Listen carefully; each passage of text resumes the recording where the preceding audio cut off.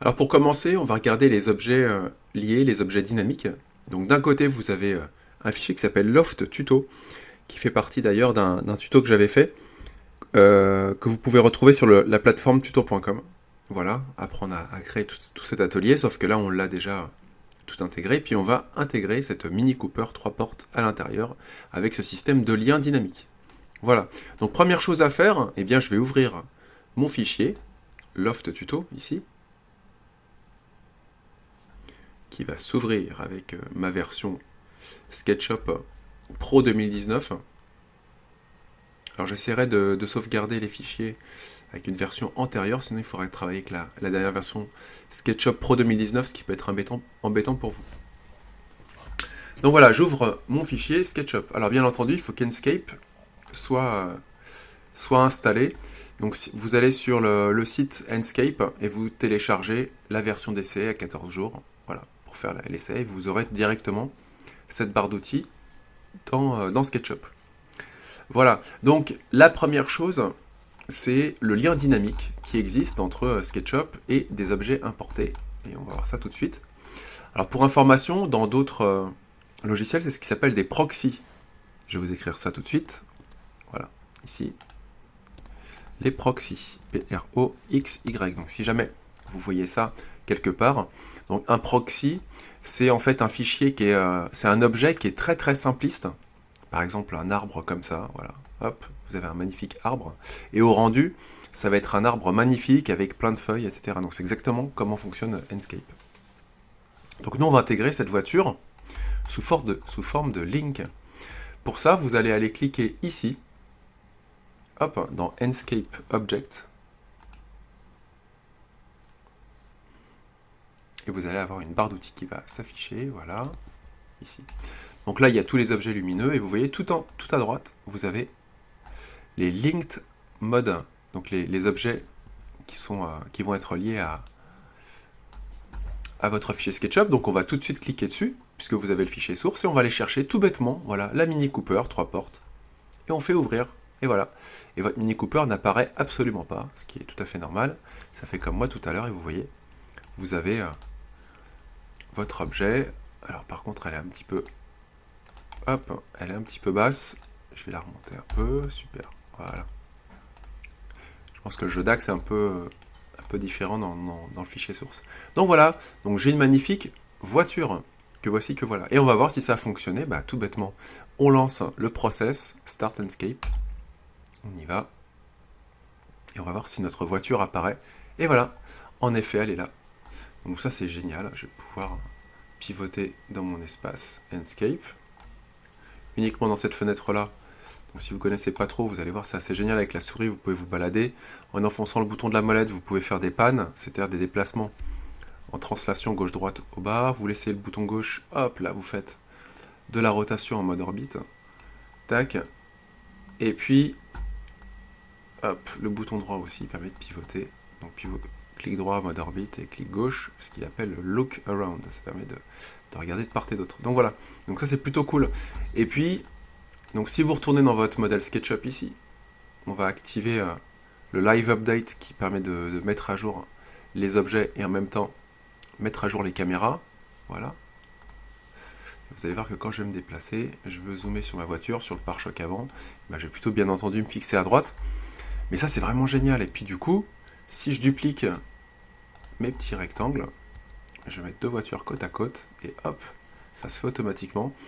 Et vous voyez que l'ordinateur, lui, ben, il mouline pas tant que ça. Il souffle un peu, il souffre, mais il souffre que dans la fenêtre Enscape, et dans SketchUp, il souffre moins. Donc ça, c'est vraiment un super avantage. Ok, donc ça c'est fait. On va juste maintenant fermer la fenêtre Enscape pour laisser souffler notre ordinateur. Et puis, on va regarder le poids du fichier, ça c'est super important. Donc je réduis. Alors mon fichier Loft Tuto pour l'instant, vous voyez, il fait 3,94 MO, ce qui est pas grand chose, ok. Par contre, ma voiture, ma Cooper, elle fait 5 MO. Donc si jamais vous importiez votre objet SketchUp dans un fichier SketchUp pour avoir la géométrie réelle de la voiture, bah, faites le calcul. 4 hop, plus 5, bah, ça nous fait 9 voire 10 émaux, ok? Mon fichier il va peser 10 émaux. Et puis imaginez, vous avez 2 voitures, et puis vous avez 3 voitures, et vous avez un arbre, et des personnages, et des accessoires, et votre fichier va peser 30 émaux, il va peser 90 émaux, et puis à terme, quand vous allez l'ouvrir, bah, vous allez attendre 30 secondes qu'il s'ouvre en fonction de votre machine. Et voilà pourquoi des utilisateurs sont un peu agacés par SketchUp. Merci Enscape. Regardez bien. Donc je réouvre maintenant mon projet, qui devrait faire 10 émaux à l'enregistrement. Là, je vais enregistrer sous, fichier enregistré sous. Je vais faire une autre version pour pas abîmer le fichier d'origine, puisque vous allez l'utiliser pour le tuto. On va l'appeler V2. Enregistrer. Et abracadabra, alors déjà ça s'enregistre juste super rapidement, en même temps il n'y a que 2 boîtes vides, en apparence. Et regardez, votre fichier fait 3,82 émaux. Il a même rétréci, tiens. C'est un comble. Bizarre d'ailleurs, ouais, est-ce que j'avais dû supprimer des objets dans le fichier que j'ai ouvert. Mais en tout cas, bref, vous voyez ce qui se passe, c'est top. En fait, votre fichier il gonfle pas du tout, il passe pas à 10 émaux.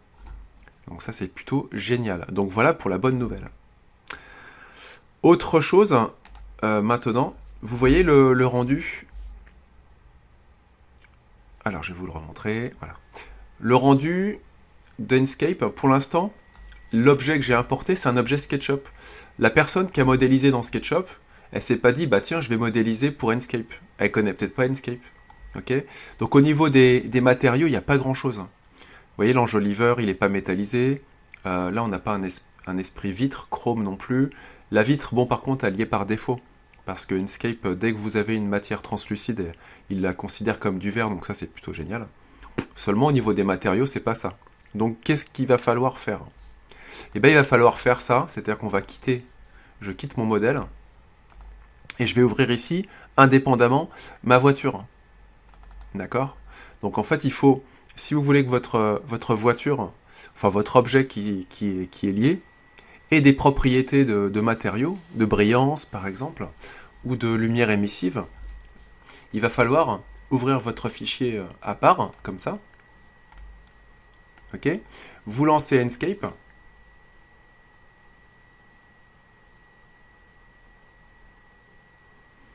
Ok, pour l'instant, vous voyez ce qui se passe. On n'a rien, comme tout à l'heure.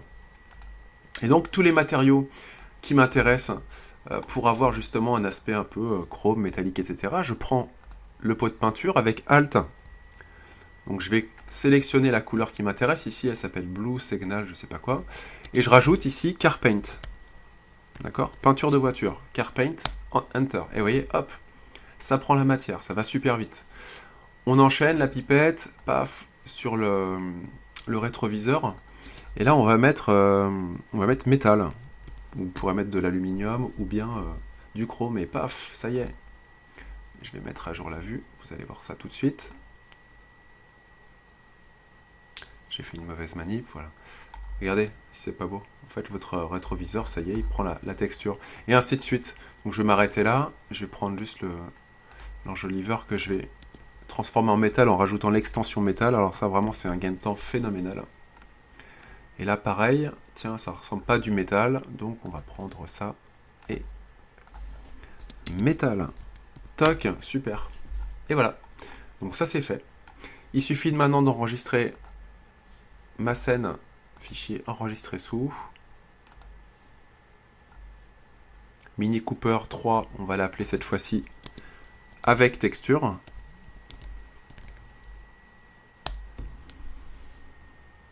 Et on quitte tout ce beau petit monde. Voilà, donc j'ai ma voiture avec texture qui pèse absolument, quasiment, c'est un petit peu plus lourd, vous voyez, mais on n'a pas gagné. Ça s'est pas trop alourdi. J'ouvre de nouveau, bah tiens, je vais ouvrir mon loft tuto, ici, qui sera la V2 qui va épargner mon fichier d'origine.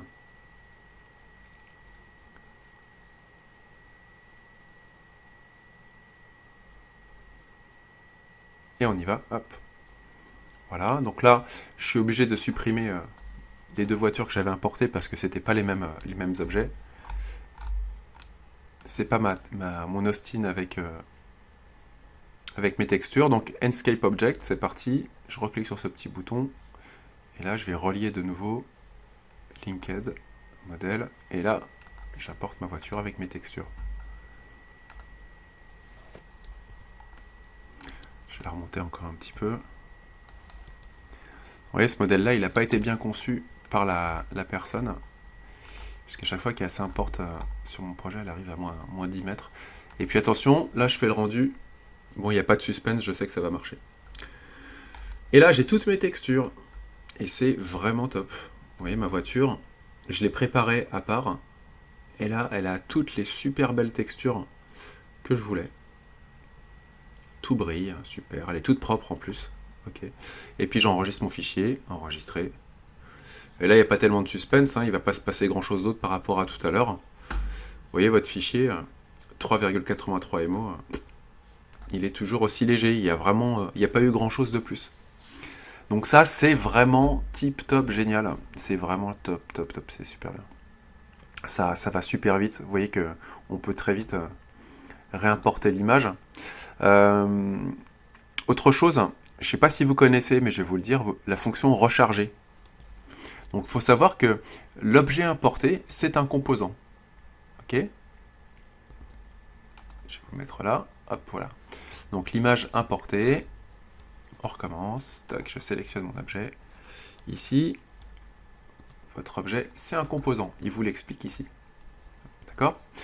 Vous enregistrez votre fichier. Fichier enregistré. Super. Et je fais une modification. Par exemple, tiens, on y va. On va faire... moi, je voudrais que l'Austin, elle soit rouge. Donc, on réouvre le fichier. Avec l'Austin d'origine. Où es-tu ? Fichier source. Voilà, la Mini Cooper avec la texture. Allez, on y va. Il charge.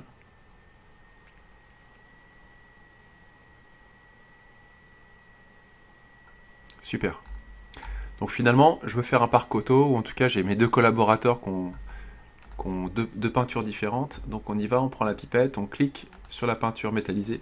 Vous vous rappelez, elle est toujours en mode Car Paint, ce qui me permet d'avoir la texture dans Inkscape.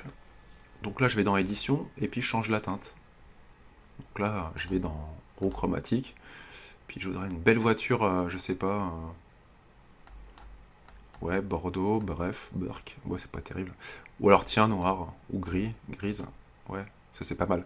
Voilà, donc elle est grise maintenant, ma voiture. Je l'enregistre, fichier enregistré. Paf, on quitte tout. On s'en va. On réouvre le fichier, où est-ce qu'il est? Fichier source. Mon tuto V2.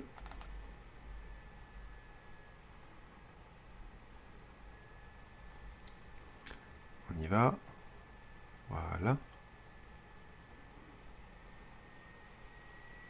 Donc normalement la couleur va se mettre à jour, vous voyez, j'ai pas besoin de réimporter mon image, mais justement s'il y a un bug, il faudra peut-être recharger le composant en faisant un clic droit ici et faire recharger, mais je vais pas le faire maintenant, je vais déjà voir s'il l'a mis à jour. S'il le met à jour, ça veut dire qu'il entretient vraiment le lien dynamique entre le fichier Loft Tuto, ah bah voilà, magique, voilà, ça se fait en temps réel, c'est vraiment trop bien. Donc vous voyez que dès que vous réouvrez votre fichier, si vous avez fait une modif sur vos objets externes, eh bien, ils sont automatiquement mis à jour. Et ça, c'est vraiment très puissant. Et c'est très bien. Et du coup, c'est vraiment un vrai lien dynamique. Maintenant, imaginez que j'ouvre maintenant mon fichier, je fais encore des modifications. Et que je le referme et que lui est toujours ouvert, il n'y aura peut-être pas forcément la mise à jour qui se fait. Donc là, vous pouvez, au cas où, faire recharger. D'accord ? Ou sinon vous quittez votre fichier d'origine et vous le réouvrez. Donc voilà, moi je trouve ça vraiment extraordinaire, c'est top. En tout cas moi ça me change vraiment la vie sur certains projets. J'ai des fichiers qui sont très légers.